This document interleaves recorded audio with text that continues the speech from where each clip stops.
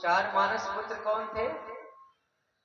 सनक, सनंदन, सनातन, सनत कुमार। ब्रह्मा बाबा ने चारों से कहा कि संसार की रचना करो। देखिए कार्यकर्ता बैठे हुए, बच्चे वहां शोरगुल मचा रहे। देखिए वहां एक आदमी, आप लोग घूमते रहो ना, मजा आ जाएगा, कथा में आनंद आएगा।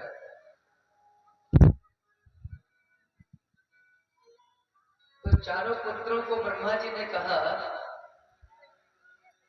कि बेटा संसार की रचना कर। तो चारों ने हाथ जोड़ लिए। बाबा हम बड़े होंगे तब तो तू हमारा ब्याह करेगा और हम संसार बसाएंगे। तो ब्रह्मा जी ने कहा हाँ, तो तू बड़ा हो जा। तो बोले अच्छा बड़ा हो जाएंगे तो हम वचन देते हैं विवाह करके संसार बसाएंगे। और तीनों एक चारों लगे भगवान का भजन करने। और पूर्वजों के पूर्वज हो गए, उम्र नहीं बढ़ी, 5 साल के छोटे बच्चे। चलो ब्याह करो, आप कैसे करो? एक उम्र को रोक दिया इन्होंने चारों ने। इसके बाद ब्रह्मा जी ने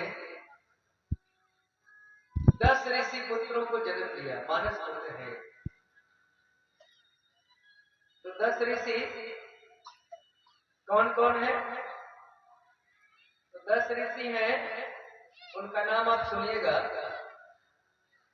मरीचि, अत्रि,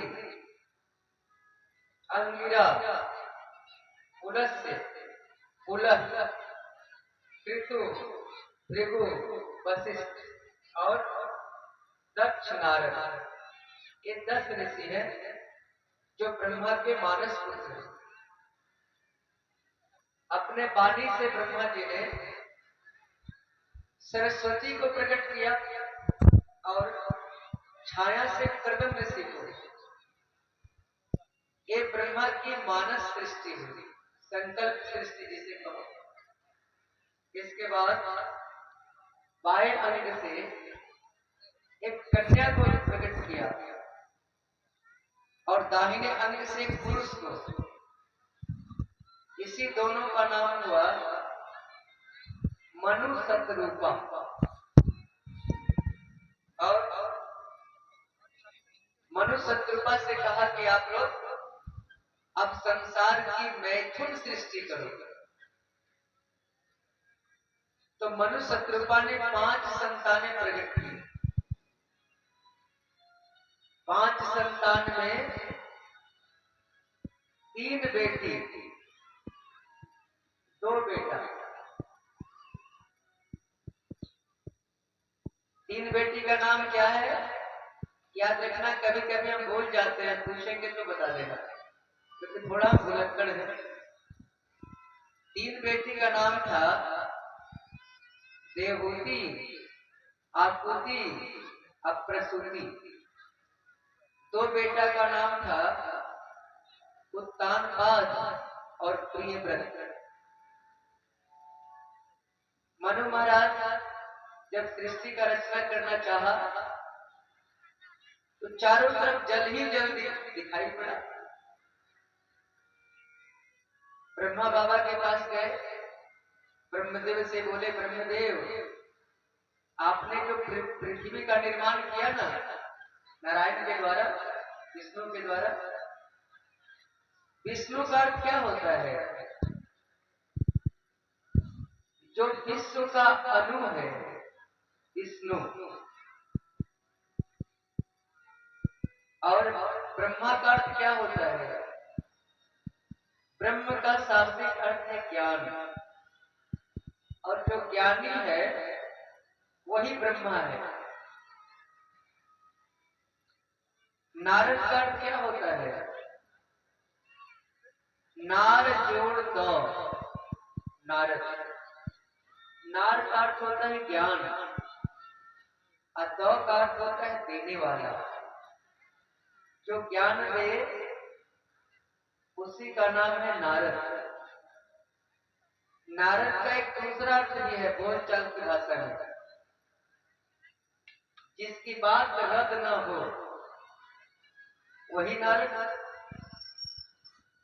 तो ब्रह्मा बाबा से मनु महाराज ने कहा कि पृथ्वी को तो हिरण्याक्ष चुरा करके समुद्र में गाड़ दिया है, हम संसार बसाएं तो कहां बसाएं।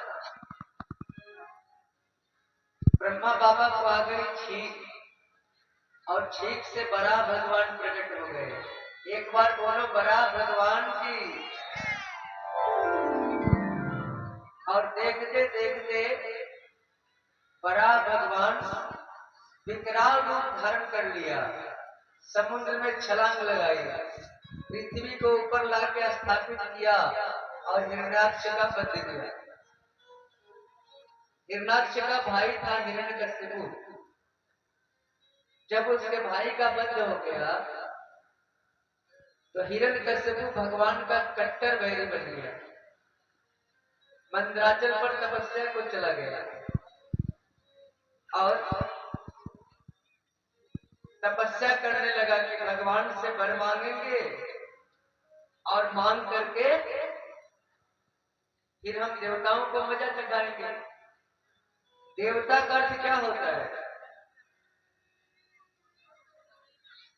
देवता का अर्थ होता है जो देने वाला है, जो देता ही रहता है, उसी का नाम है देवता।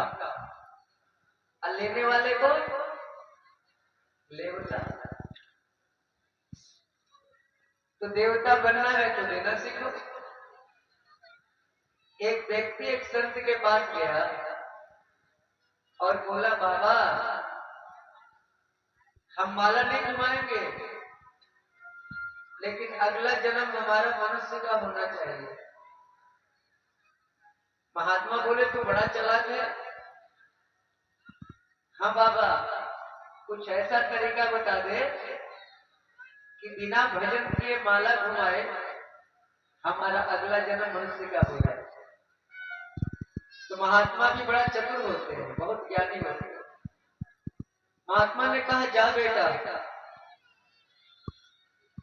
दो शब्द में तुझे बताते हैं, केवल देना सीख ले, तेरा प्रमोशन नहीं होगा तो डिमोशन भी नहीं होगा, अगला जन्म तेरा मनुष्य का मिल जाएगा, केवल देना सीख ले। इसीलिए तो हम आप लोगों के बीच आरती की थाल घुमाते हैं कि भैया हम कथा दे रहे हैं तुम भी कुछ दे दो। चलिए एक बात याद है, एक कंजूस आता था रोज कथा सुनने, कहीं देखते तो रोज कथा सुनता था, आरती की थाल रोज जाती थी, लेकिन देता कुछ नहीं था, फूटी कौड़ी नहीं देता था। एक दिन जब 4 दिन कथा निकल गई तो बड़ा हिम्मत जुटा के अपने घर से एक अधेला लेके चला। एक अधेला पहले चलता था, इकट्ठी दिवंडी अधेला, और मुट्ठी में कस के पकड़ लिया कि चलते हैं आज पंडित जी की आरती में एक अधेला दे देंगे। कथा के बीच में बैठ गया, आरती की थाल आ गई। जब उसके पास आरती की थाल पहुंची तो फिर मन कहा कि नहीं देंगे, आरती की थाल चली गई। आरती की थाल जब लौट के आने लगी तो सोचा कि चलो दे ही देते हैं, घर से लाए हैं, 4 दिन कथा सुने हैं तो एक अधेला दे दें। इतना कस के मुट्ठी से पकड़ा था, उस एक अधेले को कि सारी मुट्ठी पसीना से भीग गई। हाथ जब खोला तो पसीना पसीना। जानते हैं क्या बोला देख के? अच्छा अच्छा तुम रो रही हो कि हम तुझे पंडित जी को दे देंगे, चिंता मत करो, चुप हो जाओ, हम पंडित जी को नहीं देंगे, और पॉकेट में रख लिया।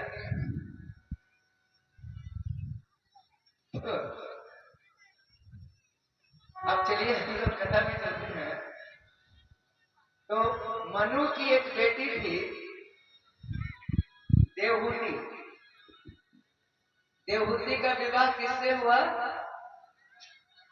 कर्दम ऋषि से। कर्दम ऋषि ब्याह करना नहीं चाहते थे, लेकिन तपस्या जब कर रहे थे तो भगवान प्रकट हुए और बोले कर्दम कुछ मांग ले। तो कर्दम बोले कि सरकार हम तो चाहते हैं कि तुम हमारे बेटा बन के मेरे घर आ जाओ।